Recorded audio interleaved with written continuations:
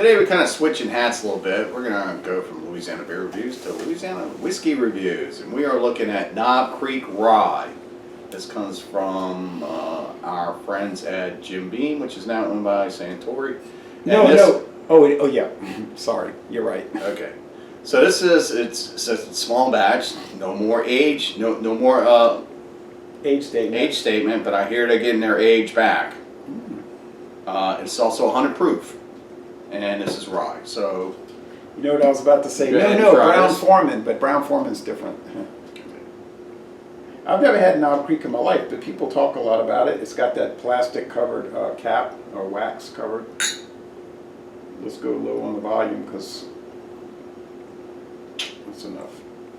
Thank you, Lord. Now, Knob Creek has been around a good while, right? I reckon so. I don't exactly know when they came around or anything. I just know they used to have, it was either a 9 or a 10-year mark on this. Now it just says patiently aged. Right. Patiently aged. It's from what? What happened? Nothing. It's from Kentucky. Claremont. Oh, that's the headquarters of Jim Beam. Yeah. Right. Yeah. Kind of going backwards a little bit. Okay, so we're going to go ahead and see just about. You know, the only other ryes I've had Saserac.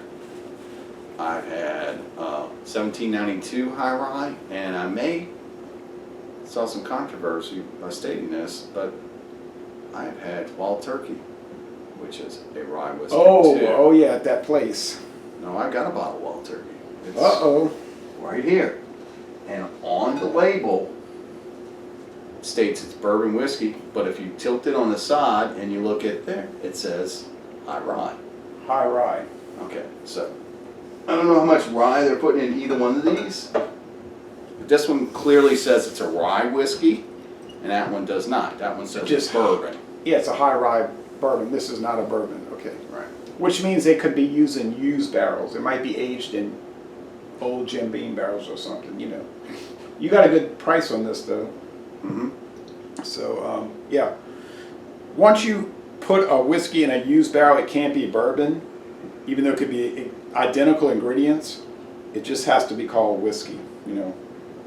It might taste better than a bourbon. It just depends brand to brand.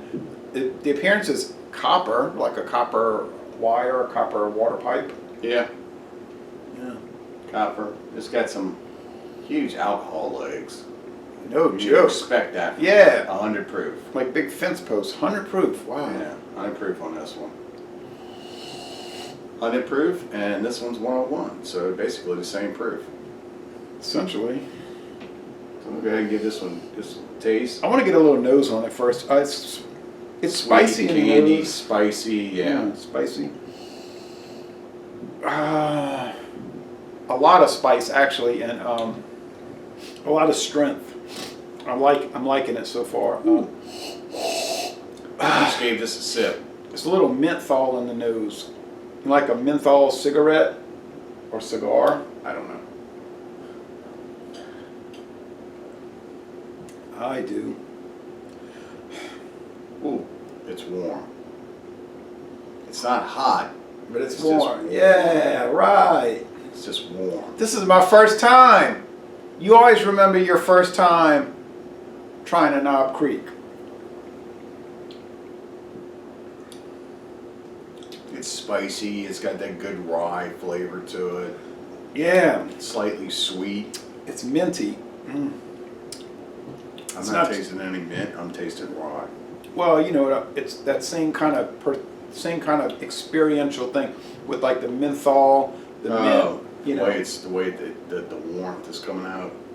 It's just like a lot of products. They'll have like a mentholated, especially when you exhale, when you breathe out, like it's like a menthol. I don't know, it's hard to describe.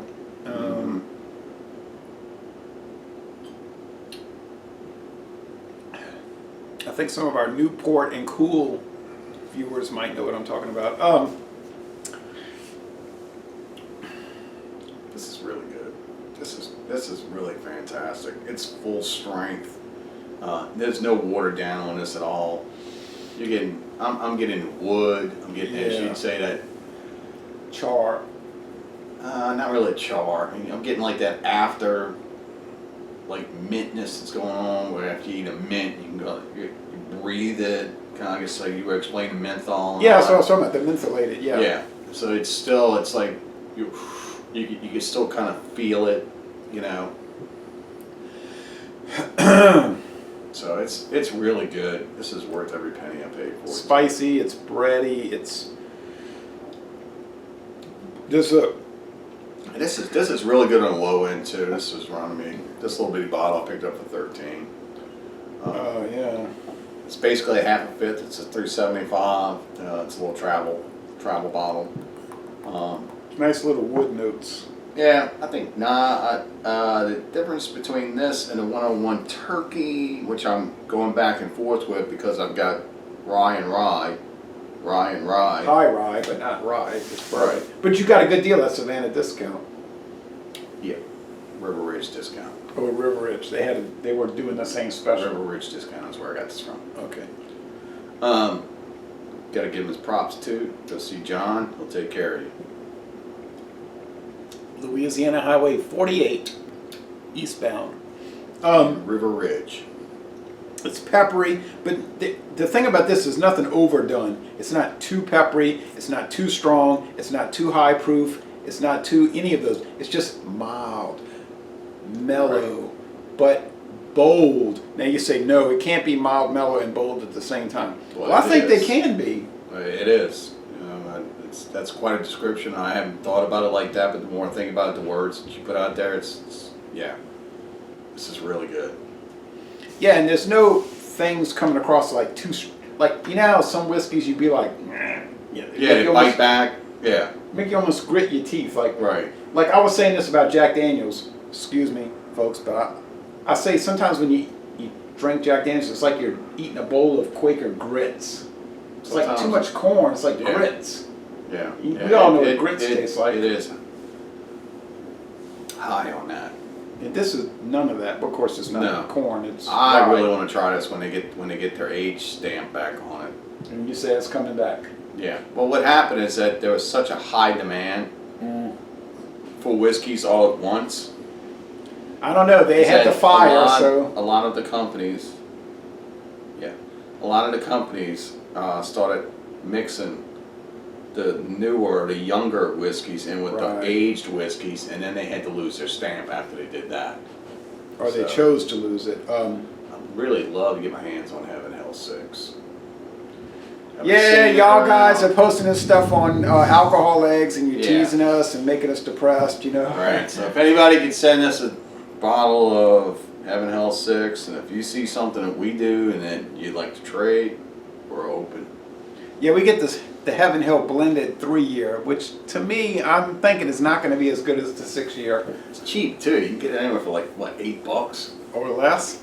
Yeah, or less. Heaven Hill. Yeah. Let's see, what was I going to say? But this is really nice. I would score it one more sip.